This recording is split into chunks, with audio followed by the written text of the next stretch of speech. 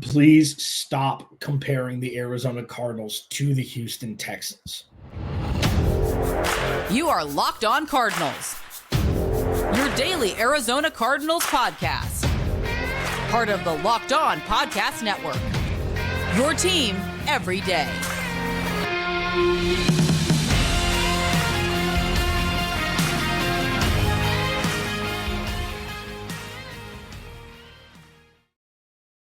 Locked On Cardinals, Alex Clancy here. Follow me on Twitter at Clancy's Corner. Follow the podcast at Locked On AZ Cards. Thank you for making Locked On Cardinals your first listen, free wherever you get your podcast and on YouTube, part of the Locked On Podcast Network, your team every day. This episode of Locked On Cardinals is brought to you by Game Time. Download the Game Time app, create an account, use code Locked On NFL for $20 off your first purchase.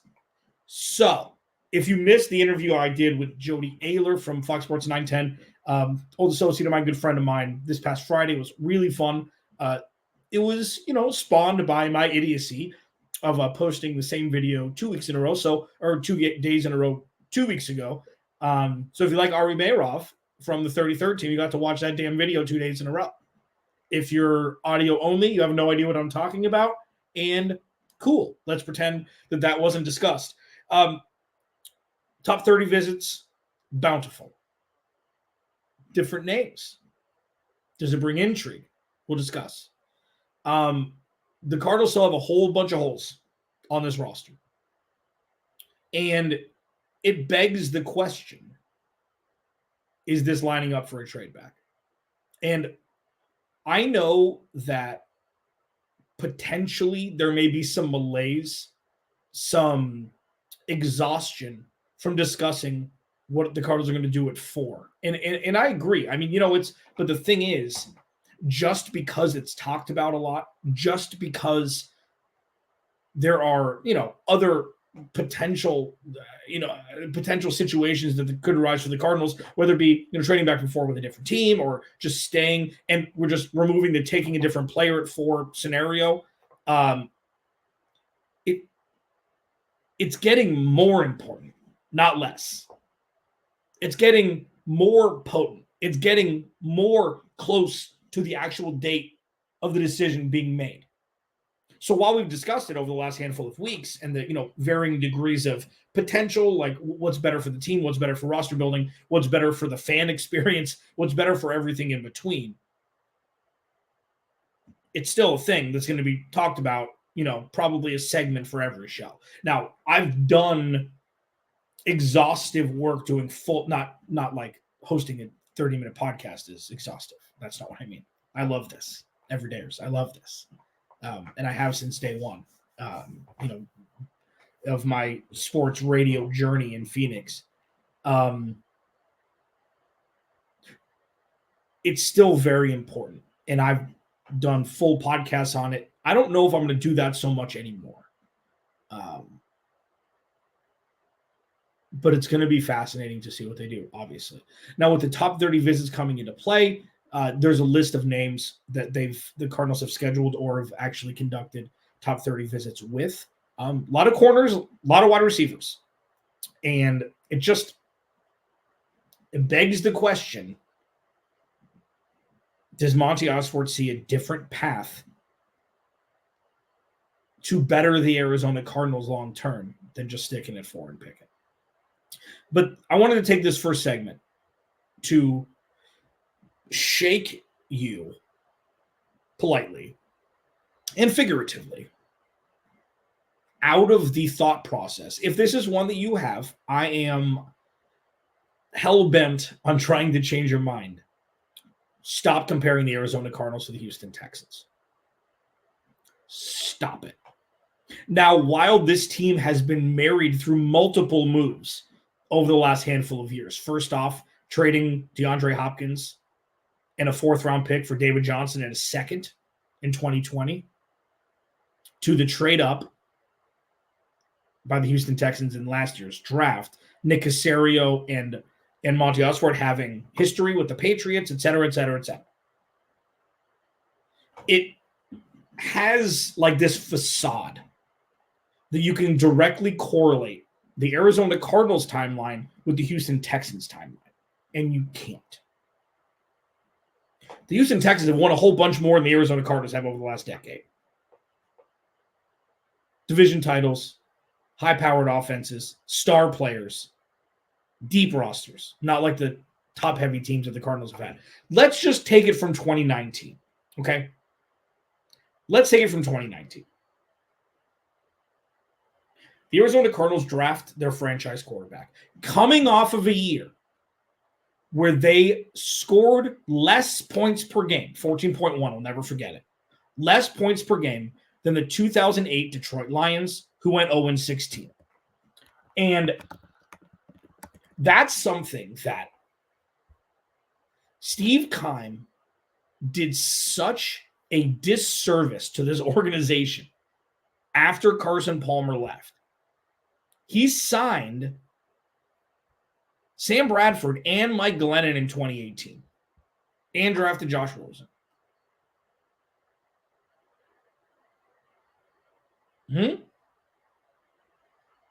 So where the Cardinals were and their path up until this point through drafts and free agency was a lot rockier. In 2019, the Houston Texans traded for Laramie Tunsil. So what the Cardinals were doing was implementing their franchise quarterback in 2019.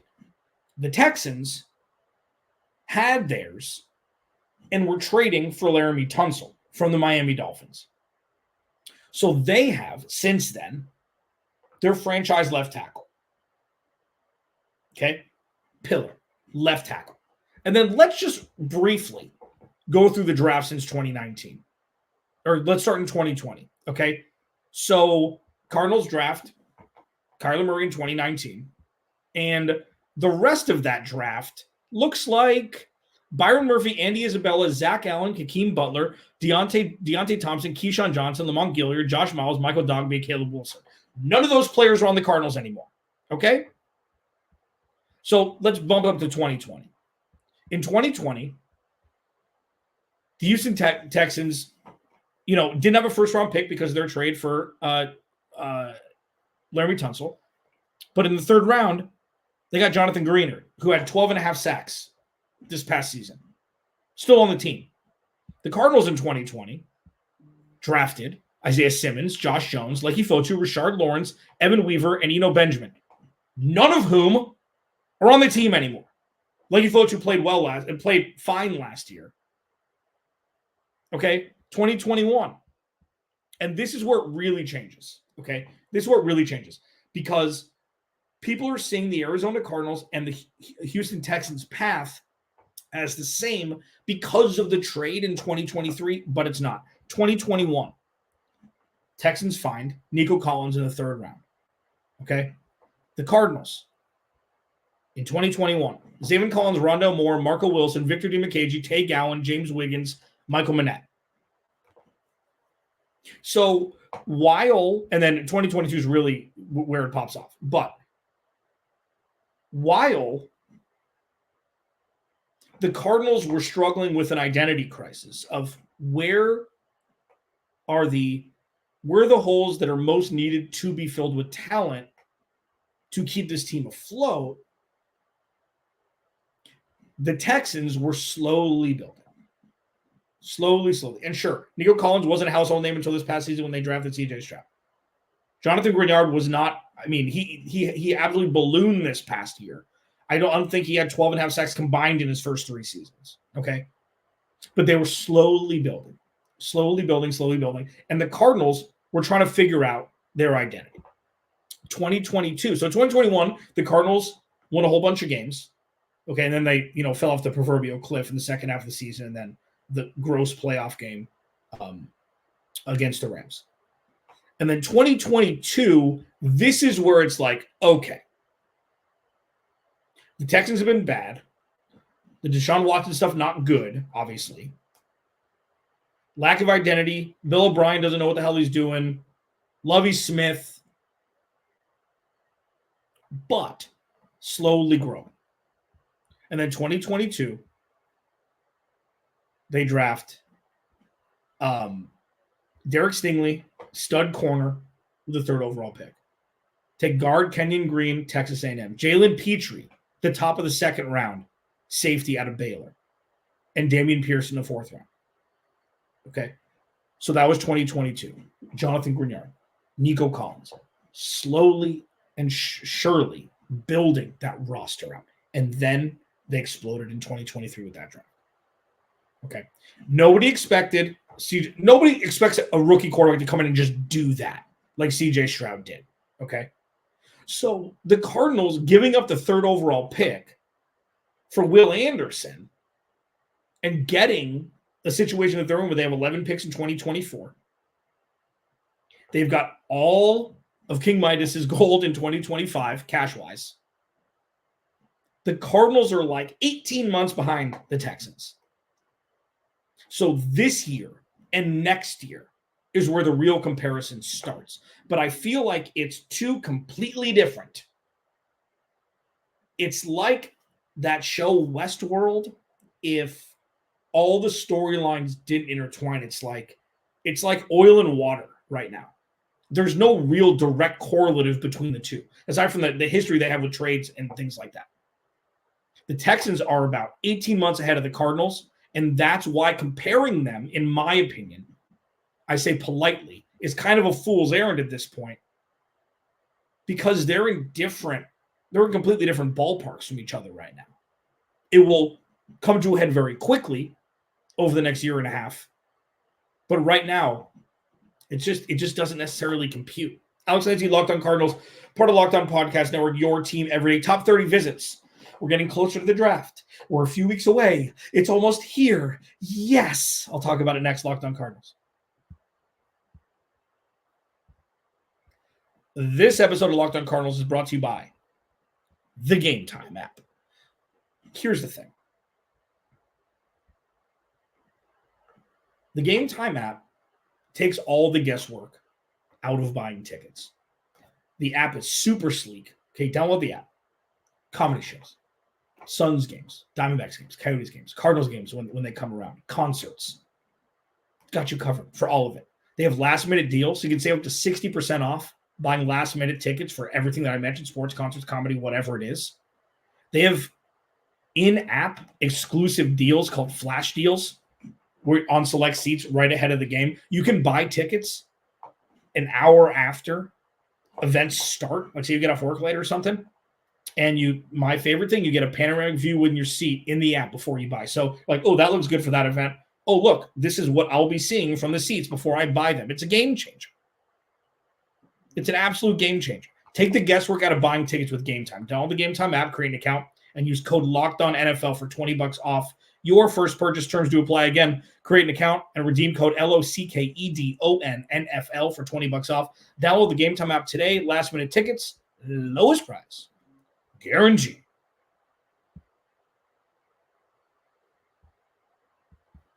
Alex Clancy, Locked On Cardinals. Hi. What's up? Woo! It's going to be a doozy of a couple weeks. It's going to be a doozy of a couple weeks. And I've implored people up until this point, just be ready for anything. You've got your heart set on Marvin Harrison Jr., you should. You've got your heart set on the Cardinals trading back. That's exactly where your heart should be. Be ready for anything. Because where the Cardinals were and where the Cardinals are going are two very different things. What do you mean? That's stupid. Obviously, there's a new regime and there's blah, blah. This, to longtime Cardinals fans, may be uncomfortable come draft night. It may be uncomfortable. It's just, drafting Marvin Harrison Jr. for you, stick and pick, cool. You trade back, you get a boatload of picks, cool. Just go with the flow. Just go with the flow. Because we have no idea. Oh my God. We have no idea what this is going to look like. But the one thing, percentages wise, it's a win-win for the Cardinals. And the Cardinals have found themselves in very few, if any, win-win scenarios where they have control over the situation. Just think about that. They've had very few of those since their inception. And they've got maybe the biggest one in the history of the organization on Thursday, April 26th. So top 30 visits. Just run down these names real quick. There's a lot of wide receivers, okay? A lot of corners. Xavier Worthy from Texas. Jacob Cowing from U of A. Brandon Rice, USC. Marvin Harrison Jr., obviously. Roma Dunze had his top 30 visit with the Cardinals, or was reported this morning. Wide receiver out of Washington. And, there's some other, three corners. Andrew Phillips, Jarvis Brownlee Jr., Nehemiah Pritchett. It's interesting that two of the toughest positions in sports, namely corner. I think corner is the toughest position, not named quarterback. It's obvious the position that the Cardinals know are the weakest, talent-wise, and the casting of the wide net. Like, listen, if you looking at this list, if you told me the Cardinals stuck at 4 and took Marvin Harrison Jr., and they draft another wide receiver in the 3rd round, it's a need. My going back and forth with the wide receiver position specifically, let's with the corner first. It's obvious. It's the weakest position group on the team. And it has been for over a decade, even with Patrick Peterson there. That's all they had. Remember, I think it was 2015 or 2016, the Cardinals started Brandon Williams, who was a running back at Texas A&M, as cornerback 2, as a rookie. So this isn't a new thing. Steve Keim just forgot the cornerback position existed. So I think that's the biggest position need, in my opinion, on the roster. Or, for the entire team. But if you look at wide receiver, obviously that's close. Not as impactful position, in my opinion, in the hierarchy. You can watch Jody Ayler and I last Friday talking about it. We're in unison with, offensive line, defensive line, pass rusher, corner, and then wide receiver probably. But if Marvin Harrison Jr. goes at 4 to the Cardinals, they are making a distinct move to rectify that. So why not double down? If you're an everyday and you've listened, first of all, this is your first listen to Locked On Cardinals. Thank you. Maybe make tomorrow your second. But if you've been an everydayer for a long time, I've preached the Cardinals need a strength on this roster. They don't have one. Look at the roster from last year. Look at the team from last year. Tell me the strength. Probably running back. Because it's a new system. James Conner was great. He was healthy the majority of the year. I could say that a strength on this team is the run game, and they were top 10 in rushing last year. That's irrespective of who was quarterback. What else? So if they want to go for Marvin Harrison Jr., cool. Draft another one.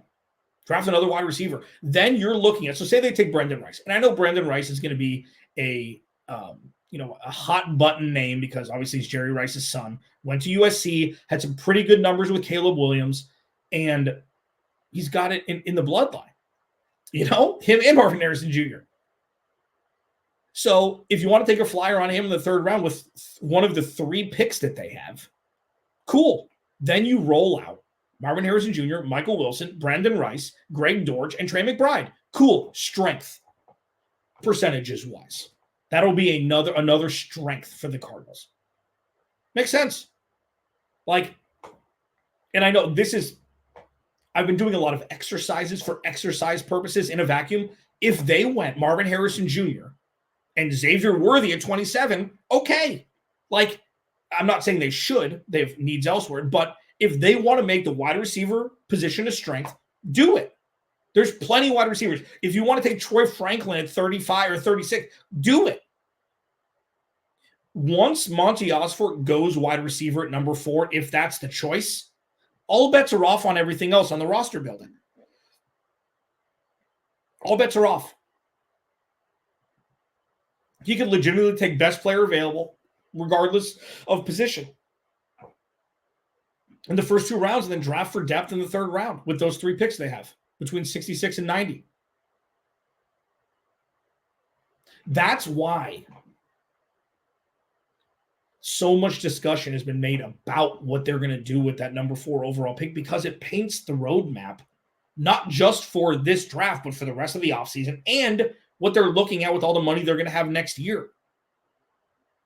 Like, the impact of that is immeasurable. So with all of the top 30 visits with wide receivers, it's just like, you can't help but think, what if? What does that mean? Is he going to double down on the wide receiver position and have Kyler Murray have 2 young receivers for the next 4 or 5 years together on top of Trey McBride, on top of Michael Wilson? And this offense is going to be as high-powered as it's ever been. I mean, I know 2015 was awesome with, Chris Johnson and before he got hurt, and a young David Johnson, and, the wide receivers that Carson Palmer just threw open down the field, no risk, no biscuit. Like, if that's the path that Monti Ossenfort thinks is the best for sustained success for the team, giddy up. Draft another wide receiver. That's why it's so polarizing. Not one way is right, one way is wrong. But it's like, this is a pure tabula rasa, clean slate of a roster. And Monti Ossenfort is choosing the trajectory of what this roster will look like, not just for this year, but what roster building is going to look like for the next 5 years with this team. There's no talent on this team in key positions. Save a couple. Like, seriously, what talent would you 100% say will be on the roster for next year? You got, the rookies from last year, okay, because that's kind of an outlier. Budda Baker, Jalen Thompson, Kyler Murray, James Conner, Greg Dortch, Trey McBride, and the offensive lineman. 12? You got the rookies, Garrett Williams and Michael Wilson and B.J. Ojolari and Parrish, But, like, if they moved off from Zaven Collins this year, would you be shocked? Has he shown anything? Kazir White, another one. So, say 15. Out of the 53 on game day, surefire have jobs. But Sean Murphy Bunting. So let's say 20. Because they brought in the 2 interior defensive linemen. Say 20. 40% are guaranteed, like, they're going to be on the team next year. That is a massive hill to climb. So what Monti Ossenfort does at number 4 cannot be understated. And that's why I would be doing you a disservice if I didn't go over every single possibility. Because we have no idea what the hell is going to happen. And this isn't like, oh, we have no idea. Oh, you could get hit by a bus tomorrow, so you got to live your... No, that's not this. Anything is possible because the Cardinals need everything. What are the needs that they absolutely must hit in free agency? Still. Let's discuss that next. Locked on Cardinals. Your team. Every day. This episode of Locked on Cardinals is brought to you by BetterHelp. So, a lot of us spend time, wishing we had more time. Time for what? Working, if you're driving to work an hour, work for 9 hours, drive an hour home. Like, what would you choose your time for if it wasn't for that? The best way to squeeze that special thing into your schedule is to know what's important to you and make it a priority. Therapy can help you find what matters to you so you can do more of it. And if you're looking to start therapy, give BetterHelp a try. It's entirely online, designed to be convenient, flexible, suited to your schedule. Just fill out a brief questionnaire to get matched with a licensed therapist and switch therapists anytime for no additional charge. Learn to make time for what makes you happy with BetterHelp. Visit BetterHelp.com/lockedon today to get 10% off your first month. That's BetterHelp, HELP.com/lockedon.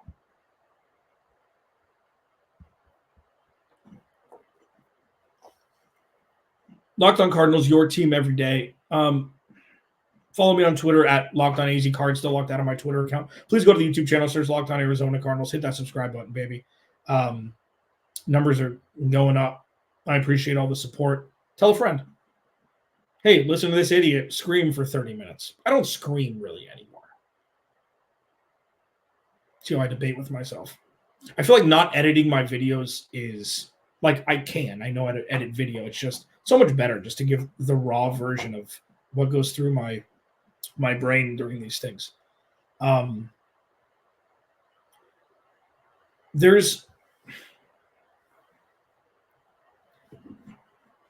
I think before pivoting to, what the needs of the Cardinals have, like atop the list, I think we need to take about 30 seconds here and see how wild it is that Monti Ossenfort is just given implicit trust. And I'm not saying that's a bad thing. And I'm definitely not saying it's an overcorrection from the lack of trust that people had in Steve Keim. Monti Ossenfort has earned this. And a lot of a GM's job is future pacing. Was BJ Ojulari great last year? No. Did he show promise? 1,000,000%. Same with Garrett Williams, who, was hurt a large portion of the year. Paris Johnson Jr., was he great last year? Grading on the curve? Yeah. What kind of curve is that? A rookie playing right tackle instead of his traditional position of left tackle, with a quarterback who was on the team for less than 2 weeks before starting half the season, going up against 10, 12 of the toughest fronts in football. Yeah, he was great. So what Monti Ossenfort did last year was hit future pacing-wise on all of his top draft picks. Even John Gaines at UCLA, we'll see he comes back if they're going to plug him in at left guard. I mean, we'll see what they do. Control Clark showed flashes. Dante Stills, 6th-round pick, was probably the best interior defensive lineman the Cardinals had. Like, Monti Ossenfort did a pretty good job. It's just wild. And again, not saying it's wrong. I think it's right. Just throwing the key of the city to Monti Ossenfort. This is the most pivotal draft in the history of the organization. We trust you. It's crazy, isn't it?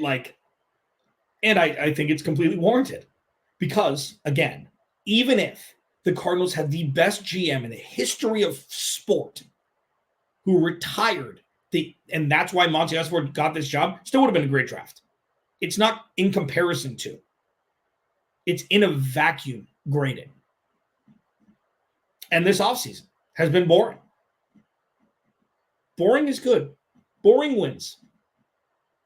The Sean Murphy Bunting signing, even though he didn't have a great year last year, he's won a Super Bowl. He's a veteran, and the Cardinals cornerback room needs that. The Cardinals defensive line was putrid last year. Bringing in Bilal Nichols and Justin Jones, two guys who are rotational pieces, who were given, I guess, okay money. Like, this wasn't like they were given $40 million guaranteed. They're both great locker room guys. They're both going to be, sustenance in the interior defensive line in an effort to stop the run predominantly. Those are this isn't. It doesn't have to be world beating. The Cardinals have no talent in myriad positions. So things like that, while boring, a lot of times bear the most fruits. So what are the biggest needs? Just a couple minutes here. This is just kind of like we haven't really talked free agency since the luster kind of wore off after the first week and a half or so. I think the Cardinals need to bring in a pass rusher. Or two. A couple veteran guys. That is the biggest need, I think, the Cardinals have right now. They need linebackers. They need, I think, the front seven of the defense. I know interior defensive line, so maybe a couple outside linebackers, a couple pass rushers. That's the big thing that the Cardinals still need. And you can get veteran pass rushers, pennies on the dollar compared, to what it used to be. Because the pass rush position is still a premium position. And you can get guys over the age of 30, 31 that aren't going to garner the $50 million guaranteed necessary to sign a guy who's off his first contract and wants a bigger deal than the team that drafted him was willing to give him. But I think like the Cardinals' needs, I think, are still up front. I think the offensive line is fine. Whatever they're going to do at left guard, it's lining up if Graham Barton is there for them just to take him the left guard. He's kind of he's an interior offensive. He's a swing guy. I think he plays center also. But the left guard out of Duke at 27, it seems like that is the fit if he lasts. He's one of the top couple guards. He's one of the top couple offensive linemen in this draft. So, but I mean, listen, wide receiver is a mess. Okay, they're going to fill that hole in the draft in some capacity. There's a lot more time in free agency to bring in a veteran wide receiver or two. They need a running back too, which I'm assuming they'll get through the draft. But pass rush, linebackers, that's still the biggest need that you can fill in free agency that's not going to break the bank. The Cardinals still have some cheese to spend. And then you just go into the draft with the plan like, okay, it's skill position players, it's corner, it's pass rush, it's wide receiver. And then they're off to the races. There's so much murkiness still in what the future holds with this team.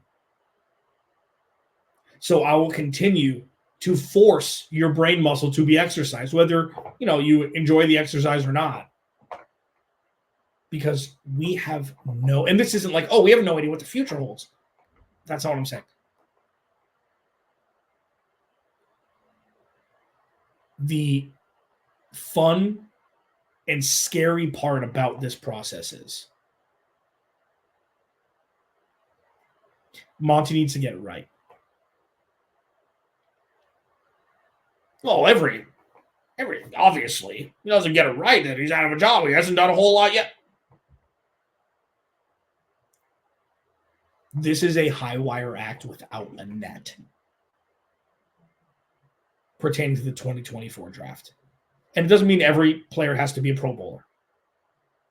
It's the construction of the roster with the positions that are drafted that he has to get right. Whatever he sees as right, that plan needs to be executed as close to flawlessly as possible.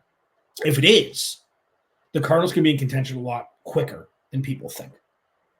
And that is the fun and scary part about this high wire act that is the 2024 draft for the Cardinals. Alex Clancy, Locked On Cardinals. Remember, without you, there is no me. I'll talk to you tomorrow.